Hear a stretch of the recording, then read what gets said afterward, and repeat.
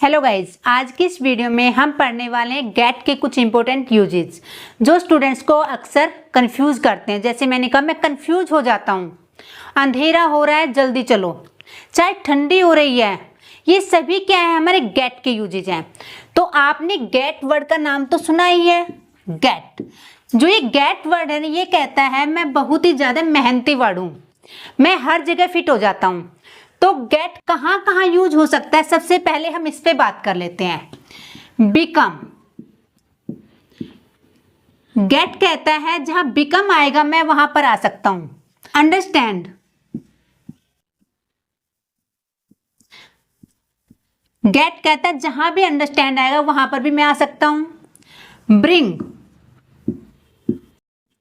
Bring जहां पर आएगा वहां पर मैं आ सकता हूं। बाय,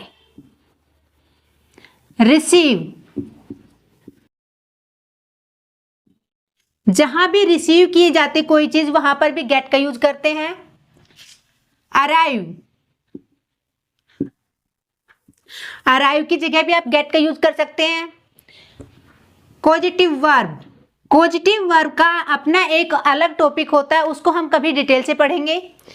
तो ये सारी जगह होती है जहां पर हम गेट का यूज कर सकते हैं।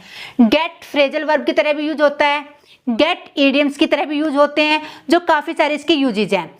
ये आप सभी जानते हैं, गेट यहाँ पर हम यूज कर सकते हैं।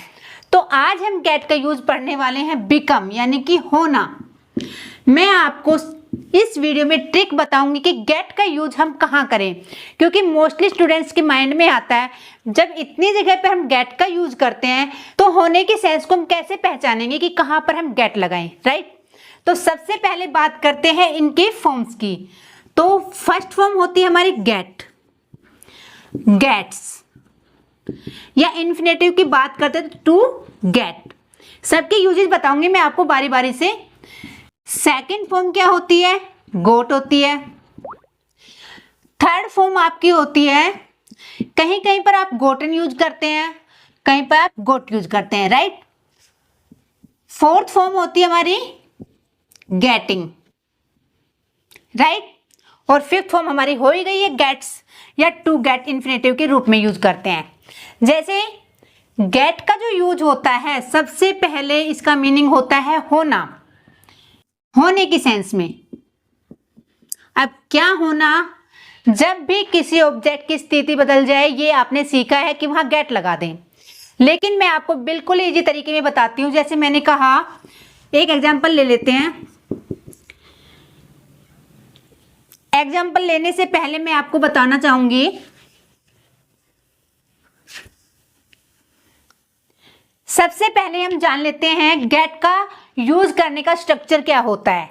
देखो सिंपल है, आपका सब्जेक्ट, वर्ब और ऑब्जेक्ट, ये सभी जानते हैं आप, राइट।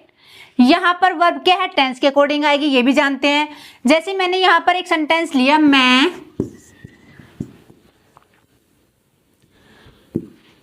कंफ्यूज हो जाता हूं, मैं कंफ्यूज हो जाता हूं, ये हमारा सेंटेंस है। आपने एक चीज ध्यान रखनी है हमेशा, जब भी सेंटेंस के बीच में आ जाए हो, वहां हम गेट का यूज कर देंगे आंख बंद करके। मैं कंफ्यूज हो जाता हूं, तो सब्जेक्ट क्या है, मैं हूं, तो आई। उसके बाद आपने क्या चीज ध्यान रखनी है, जो ये हमारी वर्ब की फॉर्म है, यही हमारी सेंटेंस में चेंज होगी। इसके बाद आने वाली वर्ब की फॉर्म हमेशा थर्ड फॉर्म का यूज किया जाएगा, यानी गेट के बाद ऑलवेज हमारी वर्ब की थर्ड फॉर्म का यूज होता है, राइट। अगर सेंटेंस में वर्ब है तो वर्ब की थर्ड फॉर्म, अगर सेंटेंस में वर्ब नहीं है तो जो भी वर्ड है, जैसे मैंने कहा अंधेरा हो रहा है, तो यहाँ पर वर्ब नहीं है, अंधेरा, यानी कि हमारे पास क्या है, एडजेक्टिव है अंधेरा। तो उसको हम वर्ब कैसे बनाएंगे, उसको आपने जैसे सेंटेंस है, जैसा वर्ड है वैसे ही लिख देना है, वो हम सब सीखने वाले हैं। अब बात करते हैं सब्जेक्ट की। सब्जेक्ट हमारा आई हो गया, उसके बाद हो जाता हूं, होने के लिए तो आप क्या लगाएंगे, गेट का यूज। तो ये हमारा टेंस कौन सा है, प्रेजेंट इंडेफिनेट। तो फर्स्ट फॉर्म क्या होगी, गेट, और मैंने आपको बताया है जब भी वर्ब की फॉर्म चेंज होगी केवल गेट ही होगी, उसके बाद आपकी वर्ब की थर्ड फॉर्म यूज होगी, कंफ्यूज्ड, राइट। डेली हो जाता हूं तो डेली, राइट। अब देखो अगर यहां आप बोलते हो आई गेट कंफ्यूज तो आपका टोटली सेंटेंस रॉन्ग हो जाता है। आपने हमेशा ध्यान रखना है वर्ब के थर्ड फॉर्म का ही यूज करना है, राइट। कुछ एग्जांपल और देखते हैं, आपको इजीली समझ आ जाएगा ये टॉपिक। आज के बाद कभी भी आपको गेट में तो प्रॉब्लम आएगी नहीं। एग्जाम्पल से सीखते हैं, मेरे पापा रिटायर हो गए, यानी कि सेंटेंस के बीच में हमारा हो आया है, इट मीन्स गेट का यूज होगा। मेरे पापा, माय फादर। पास्ट की बात है तो गोट का यूज होगा। रिटायर होना क्या होता है, रिटायर ही होता है। अगर मैंने कहा आज मेरे पापा रिटायर हो गए तो कैसे बोलेंगे, my father got retired today, right. इस तरह से आप सेंटेंस चेंज कर सकते हो। जैसे मैंने कहा मेरे पापा रिटायर हो रहे हैं तो यहाँ गोट की जगह आ जाएगा गेटिंग, राइट। ऐसे आपने गेट को यूज जो है वो चेंज करके करना है सेंटेंसेस के अकॉर्डिंग। तुम रिजेक्ट हो चुके हो, जैसे आपने कहीं पर इंटरव्यू दिया तो आपसे बोला जा रहा है कि भाई तुम सिलेक्ट नहीं हुए, रिजेक्ट हो चुके हो, तो सेंटेंस होगा यू हैव गॉट रिजेक्टेड। यहां पर गोट या गोटन भी आप लिख सकते हैं। मैं बोर हो रहा हूं, यानी कि स्टेट ऑफ बीइंग चेंज हो रही है। आई एम गेटिंग, क्योंकि कंटिन्यूअस टेंस की बात है तो गेटिंग का यूज होगा। I am getting bored. तो इस तरह से आप यूज कर सकते हैं गेट का। अगला सेंटेंस है, मुझे सेलेक्ट होना है। अब यहां देखिए जहां भी आ जाए ना, इसका मतलब होता है to get, to infinitive, right. या आप बात कर सकते हैं टू हैव की, यानी हैव के साथ टू की बात कर सकते हैं। आप ऐसे भी बोल सकते हैं, हैज टू भी बोल सकते हैं कि ना नहीं आए तो हैज टू हैव टू का यूज होता है। अगर आप ऐसे नहीं समझते तो टू आ जाएगा हमारे गेट से पहले। बात तो वही है, चाहे कान को सीधा पकड़ो चाहे वापस करके पकड़ो, बात तो है कान को पकड़ना, राइट।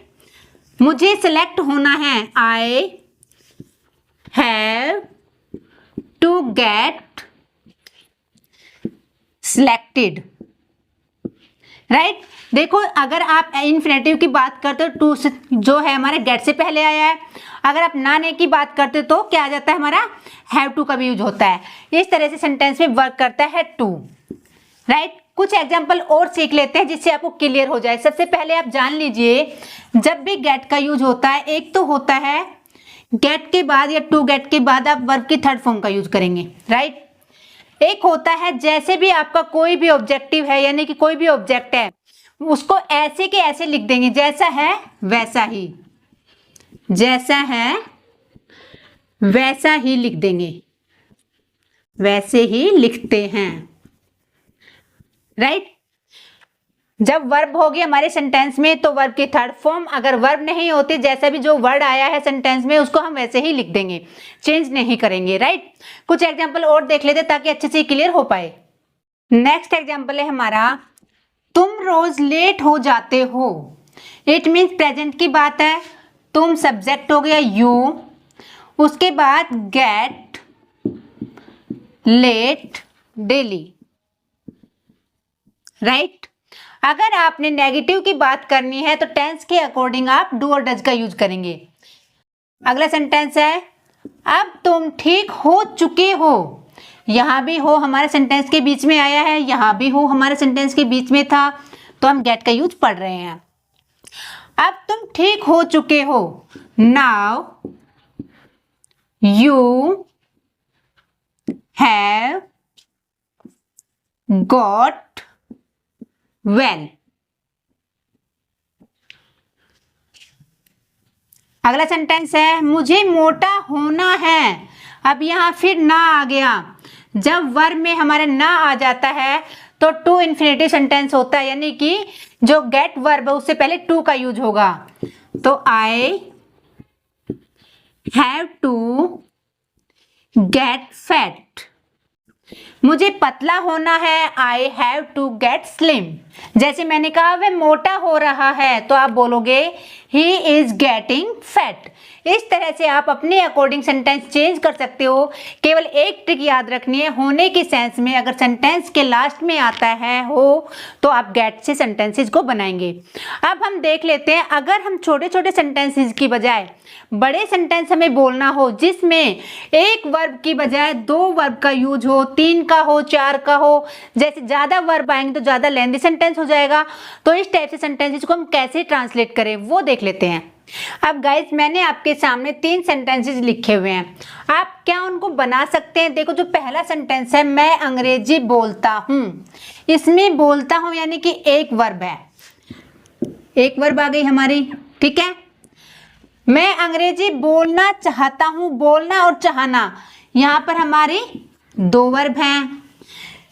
मैं अंग्रेजी बोलना सीखने जाना चाहता हूँ, तो यहाँ पर क्या है, बोलना भी, सीखना भी, जाना भी, चाहता भी। ये क्या है हमारे पे 4 वर्ब हैं। तो इस तरह से हर एक सेंटेंस में, जरूरी तो नहीं है कि आप छोटे छोटे सेंटेंसेस ही ट्रांसलेट करें, कई बार आपको बड़े बड़े सेंटेंसेस भी बोलने होते हैं। तो बड़े सेंटेंसेस को आप कैसे बनाएंगे वो सीखते हैं आज। मैं अंग्रेजी बोलता हूँ, आई स्पीक इंग्लिश, राइट।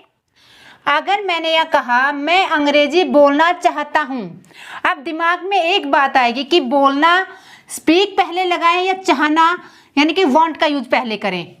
तो देखो पहले तो एक चीज देखनी है आपने, बोलना ना आ गया, इट मीन्स टू का यूज तो होगा, तो आई, उसके बाद जो हमारी मेन वर्ब होती है उस सेंटेंस के लास्ट से जो पहली होती है वही यूज होती है, I want to speak English,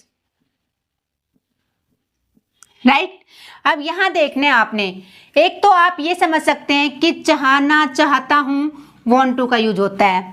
दूसरा तरीका ये होता है जब बोलना आ गया, ना आ गया हमारी वर्ब में, इसका मतलब इन्फिनेटिव है, किसी भी वर्ब से पहले टू का यूज होगा। अगर आप ऐसे भी नहीं समझते तो जब 2 वर्ब को जोड़ते हैं तो टू हमारा कनेक्टर का काम करता है, जोड़ने का काम करता है, राइट। तो तीनों तरीके से मैंने आपको बता दिया, जैसे आपको समझ आए आप वैसे समझ सकते हैं। अगला सेंटेंस है, मैं अंग्रेजी बोलना सीखने जाना चाहता हूं, आई, उसके बाद चाहता हूं, वॉन्ट आ गया, टू आ गया, उसके बाद जाना, गो, सीखने, नाने नहीं आ रहा तो टू का यूज होगा, गो टू लर्न, उसके बाद बोलना, ना आ गया फिर टू का यूज होगा, स्पीक, क्या बोलना, इंग्लिश बोलना, इंग्लिश। इस तरह से आप ज्यादा से ज्यादा बड़े सेंटेंस खुद से बना सकते हैं। अगर प्रेपोजिशन आपको आती है तो और ज्यादा लेंथी सेंटेंस आप बना सकते हैं। अब आपने समझना कैसे वो देख लीजिए। या तो आप समझिए वांट टू का यूज होता ही है, चाहता हूं, चाहते हैं, चाहती थी, चाहती हूं, यानी कि चाहती थी में तो आ जाएगा वांटेड। अगर यहां आ गया जाना, या तो आप ये सोचिए कि जब भी हम 2 वर्ब को जोड़ेंगे टू का यूज करेंगे, या आप अपने माइंड में रखना जब भी वर्ब का आए ना, ने, नी, ना, ने और नी, तो वर्ब से पहले टू का यूज होता है। ये अपने माइंड में हमेशा फिट करके रखिएगा। जब भी हमारे सेंटेंस में वर्ब में ना, ने, नी आता है तो उस वर्ब से पहले टू का यूज होता है ऑलवेज। तो इस तरह से आप काफी लेंथी सेंटेंस भी अपने आप से बना सकते हैं। तो आज की वीडियो अगर आपको पसंद आई हो, आपको कुछ नया सीखने को मिला हो, तो वीडियो को लाइक करके चैनल को सब्सक्राइब जरूर कर ले। तो मिलते हैं अगली वीडियो में, तब तक के लिए राधे राधे।